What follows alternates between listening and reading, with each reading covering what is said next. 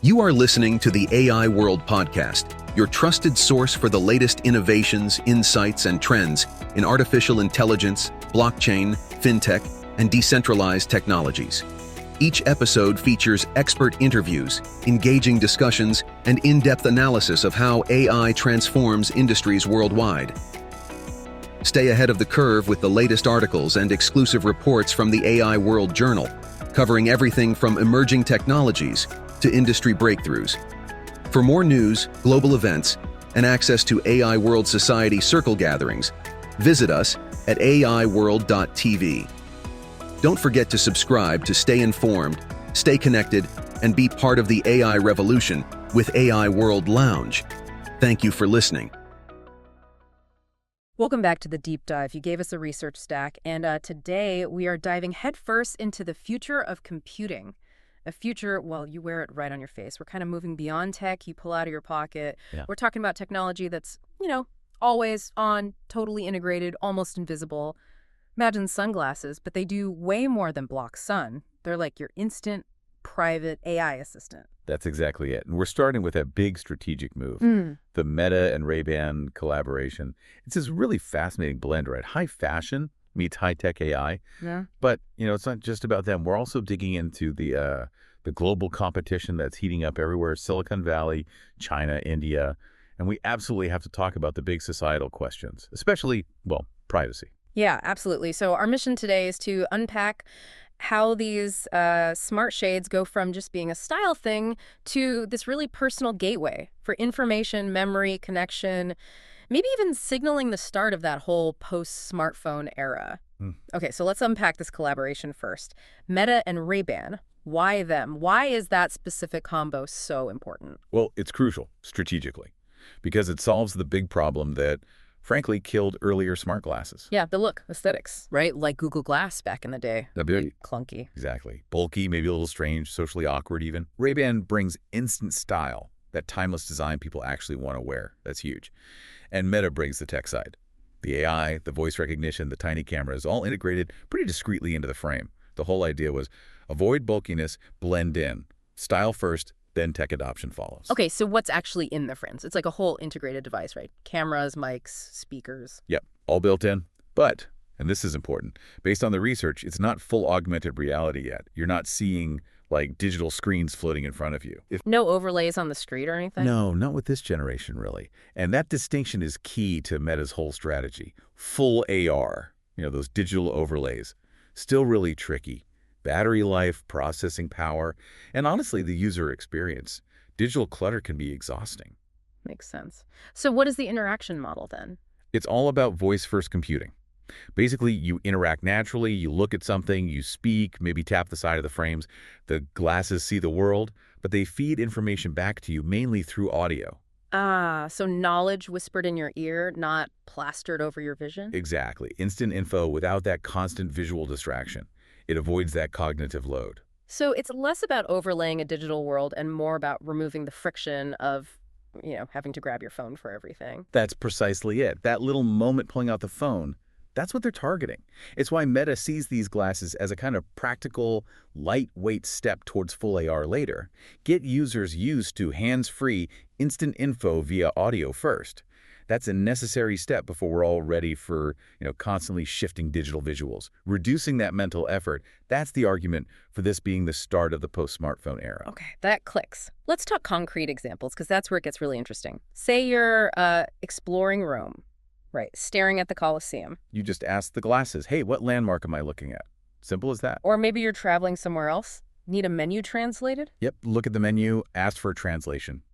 Or a street sign, instantly in your ear. Hands stay free, eyes stay on your surroundings. No fiddling with a translation app on your phone. And it goes beyond just travel photos, right? Our research pointed to some really compelling uses in work and accessibility, too. This is where it gets really powerful, I think. Oh, absolutely. Think about work scenarios. You could walk into a meeting, have the glasses discreetly record, and even transcribe the whole conversation. Instant notes. Wow. Or live streaming, like a chef showing a recipe hands-free. Exactly. Content creation, repairs, tutorials, anything where you need your hands but want to share your point of view. And the accessibility potential feels huge. for someone with visual impairments. Genuinely transformative. Identifying objects, reading text aloud from a page, guiding navigation through unfamiliar places, delivering that info straight to the ear, it could be a real game changer. But that quiet utility, the fact that it's always listening, always ready, that brings us straight to the big elephant in the room, doesn't it? It does. That invisibility, that seamlessness is its greatest strength, but it's also what makes the privacy issue so tricky. Right, because if I can't easily tell someone's recording me, that feels like a big shift in, well, public trust. Great for the wearer, maybe, but for everyone else. That's the core tension. It's why we're calling this a cultural experiment. You've got these always-on cameras potentially everywhere. Society is still figuring out how to feel about that, how to adjust. So what's the response been? From Meta and Ray-Ban? Well, the main technical thing is that little LED indicator light. It lights up when the device is recording video or taking a picture. It's an attempt at transparency, a signal. Just a little light. Is that enough? That's the debate, isn't it? It's a signal, but is it obvious enough? Does everyone know what it means? In a world where anyone might have an invisible camera, what are the new rules? Technology is definitely moving faster than the social norms here. Okay, so Meta's got this early lead, largely thanks to the Ray-Ban style factor. But what about everyone else? The competition sounds like it's exploding. Oh, it's a massive land grab. The race to define the tech accessories of the 2030s is absolutely on. And we're seeing kind of two main battlegrounds emerging. You've got the US tech giants, often focusing on maybe more advanced AR and integrating with their existing ecosystems. And then you have the Asian contenders, often really focused on localization, maybe different price points, and their own AI models. Let's start stateside. Google's obviously been in this space before. What are they up to now? Yeah, they've shifted strategy. Now it's more about partnerships. They've teamed up with Warby Parker, another style-first move, right, for smart glasses, prescription, and non-prescription. Smart. Mimicking the Ray-Ban playbook. Exactly. Plus, Google's talking to big eyewear companies like EssilorLuxottica about integrating their AI, like Gemini. They seem to be playing for the software and AI layer. Okay, and Amazon. What's their angle? Amazon's doing its own thing internally. Developing AR/AI glasses, codenamed Jayhawk. Looks like they're aiming for maybe late 2026, early 2027. And their focus seems a bit different, more on actual digital information overlays. Ah, so maybe like seeing a little notification pop up in your vision, like a delivery update or something. That seems to be the idea. Quick, low-information visual feedback. Keeping you connected to their ecosystem notifications, maybe quick alerts without demanding your full attention. It's a different take on that cognitive load problem compared to Meta's audio-first approach. Interesting. Okay, let's shift focus east. The competition there sounds fierce and maybe more localized. Yeah, this is where it gets really fascinating. It becomes less about just hardware and more about AI dominance, about locking users into specific ecosystems. You've got Xiaomi, often called a dark horse, who already have AI glasses gaining some real traction in China. Okay, and Alibaba. They're making a big play too. A really strategic one. They're launching their Quark AI glasses soon, powered by their own large language model called Qwen. Their own LLM? Why is that so significant for glasses? Because it means the AI assistant can be incredibly good at the local language, local context, regional knowledge, translation, transcription, understanding nuances. Yeah. It'll likely be tailored perfectly for Chinese dialects and culture in a way a global model might initially struggle with. It's about hyperlocalization and keeping users within their tech world. Got it. A regional advantage built right into the core AI. And it's not just China, right? Other players are jumping in across Asia. Definitely. Samsung's expected to launch stuff, maybe display-free AI glasses, maybe more advanced AR headsets by late 2026. HTC has their Vive Eagle glasses focusing on voice AI and translation. And then you've got Reliance Jio in India unveiling Jio frames for their domestic market. It shows how quickly this is becoming regionalized, companies building for local languages, local needs, right from the start. And all this is happening while other companies are working on the underlying tech, right? The stuff that makes it all possible. That's a crucial point. Companies like Vuzix, Sony, Magic Leap, Microsoft with HoloLens, they're all pushing the boundaries on the enabling technologies. Better battery life, smaller cameras, better image sensors, precise eye tracking. So whoever wins the race for those components gets a big advantage. A massive advantage. It dictates what's possible in the next generation of these devices, how small, how powerful, how long they can last. The supply chain for these tiny advanced parts is critical. Okay, so summing up the market, Meta's got the lead now, boosted by Ray-Ban style. But challengers are coming hard, focusing on raw utility translation, transcription, maybe health sensing, sometimes cheaper, often hyper-localized. That's the picture. But despite all the rapid innovation, the research is pretty clear. There are still huge hurdles. The winners will be the ones who can really crack three big things. Right, Char? Privacy, that cultural acceptance piece, display quality, especially for those pushing towards real AR overlays, and the big one, battery life.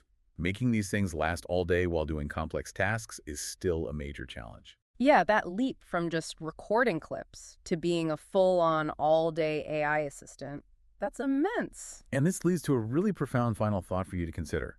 If smartphones basically defined how we lived online in the 2010s, AI-powered eyewear could very well define the 2030s.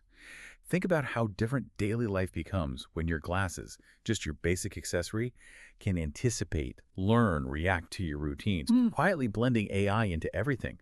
What does that level of seamless, invisible integration actually do to our attention when you don't even need to pull out a device anymore because you're just always connected through what you're wearing? Wow. Yeah, that shift from holding tech to just wearing it constantly, that feels like the real game changer. A fascinating, maybe slightly unsettling future to think about. Thanks for diving deep with us on this look into hands-free, always on computing. We'll see you next time.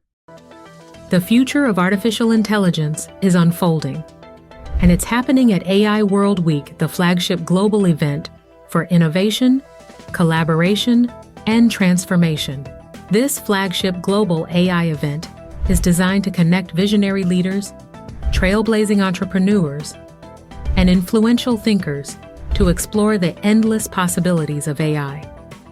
Experience groundbreaking technology that redefines industries and inspires progress. Join thought-provoking discussions on ethical AI, digital equity, and the transformative role of technology in our world. Build meaningful connections that catalyze innovation and drive impact. AI World Week is powered by AI World Society, a global movement dedicated to advancing AI responsibly and ensuring it serves humanity. Together, we're shaping a smarter, more inclusive, and equitable future. Continue your journey beyond the event with the AI World Journal, offering expert insights, in-depth analysis, and the latest trends shaping the AI landscape. This is your opportunity to lead, to innovate, and to transform the world with AI. AI World Week. We invite you to join us and embrace the AI revolution.